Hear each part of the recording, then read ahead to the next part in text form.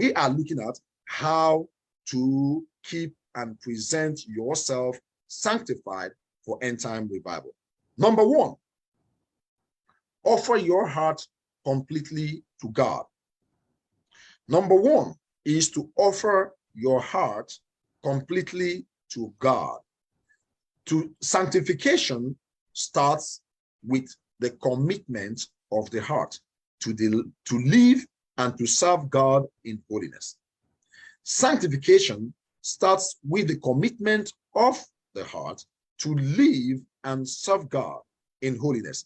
It is a free will decision to give the Lord Jesus your heart in totality, not partially. In totality, not partially. You have to give it wholly to the living God. Let us look at the book of Psalm chapter 27, verse 8. Psalm chapter 27, verse 8. Psalm 27, verse 8. And it says, when thou saidst, seek ye my face, my heart said unto thee, thy face, Lord, will I seek. This is David.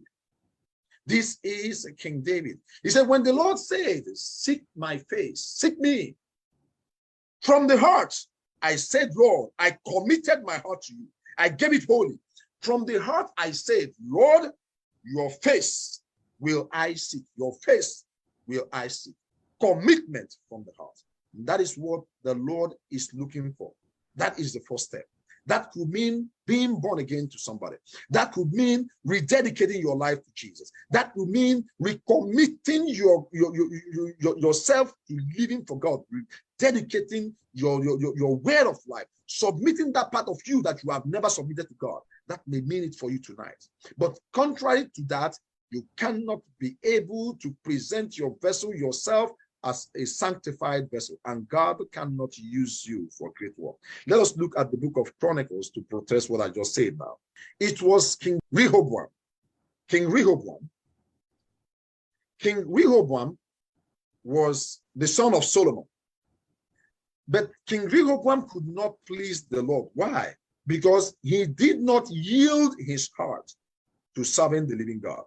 And God could not establish the kingdom of King Rehoboam. Why? The problem was that King Rehoboam could not yield his heart to serving the living God. You see the contrast between King Rehoboam and King David. David said, when the Lord said, seek my face, my heart said, my heart said, your face, Lord, will I seek. But Rehoboam did not dedicate his heart, did not commit his heart to serve the living God. Rehoboam failed in doing that. And God did not in any way establish his kingdom. God did not find Rehoboam as a vessel that he could use for his end time uses. So you see the difference here, that it starts with the commitment of the heart. Your heart must be committed to the living God for God to be able to use you for end time uses. 2 Chronicles, let's read it. 2 Chronicles 12:14. 2 Chronicles 12:14. And it says, and he did evil because he prepared not his heart to seek the Lord. This was talking about King Rehoboam. He did evil. Why? He prepared not his heart to serve the Lord. The reason why you are still meddling with sin, the reason why you are still falling into masturbation, the reason why you are still lusting, the reason why you are still bitter, angry, prideful, the reason why you are still sinning, the reason why you still watch pornography is that you have not prepared your heart to serve the Lord. You have not committed your heart to serve the Lord.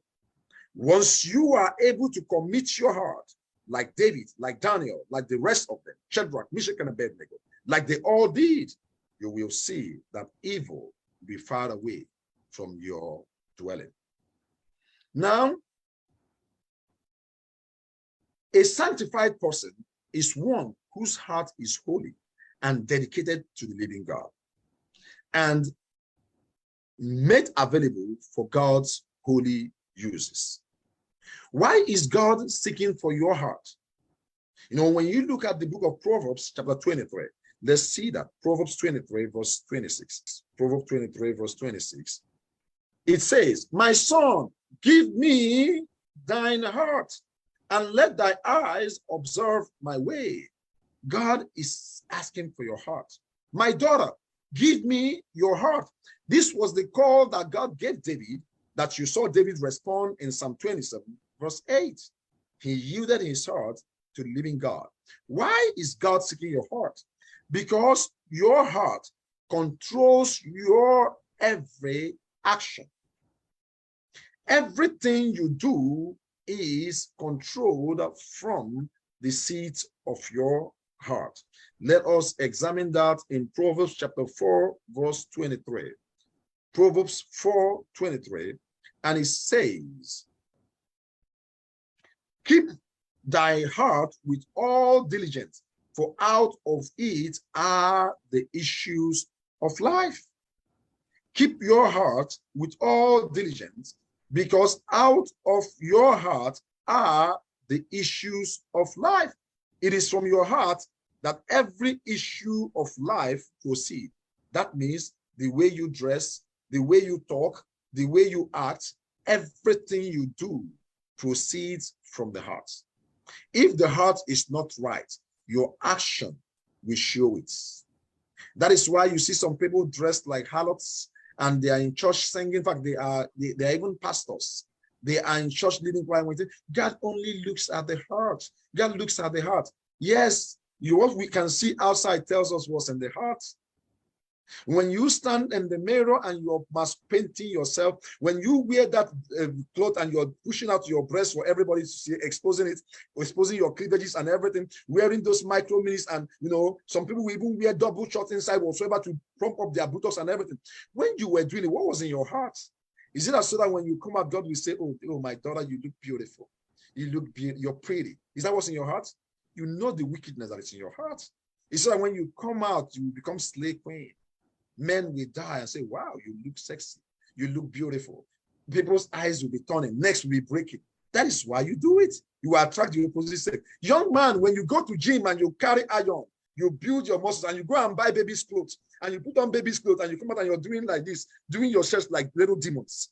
When you're doing, are you doing so that when God come and say, my son, you look macho, you look sexy? Is that why you're doing it? No. You're doing it so that when you come out, ladies will say, macho boy. Macho man, you see the evil that is in your heart. So that you will come out, people say you're looking handsome. Is to kill, is to slay, is to murder. Yes, you're truly murdering and sending people to hell. That is the reason why you do it. So don't tell me God looks at the heart. Yes, we know God looks at the heart, but the heart of God, when God looks at the heart, he sees the wickedness in your heart. He sees the evil in your heart. Your outward is for us who can see your heart, to now know what's in your heart. Know that you are filthy. Know that you don't know God. So many of us who were giving our testimonies, especially our ladies, when you were dressing like that, you can bear witness to what I'm saying, that it wasn't God you were coming to glorify with it, but to kill men, to draw men to yourself. That was why you did all that. But thank God you have found grace. Thank God you have found God tonight. So that's what God is saying, that you must dedicate this heart to him. You must surrender the heart, not partially, but totally to God. It's when you are able to surrender your heart totally to God that nothing that defiles will pass through the heart. Yes, that is number one. Offer your heart completely to God.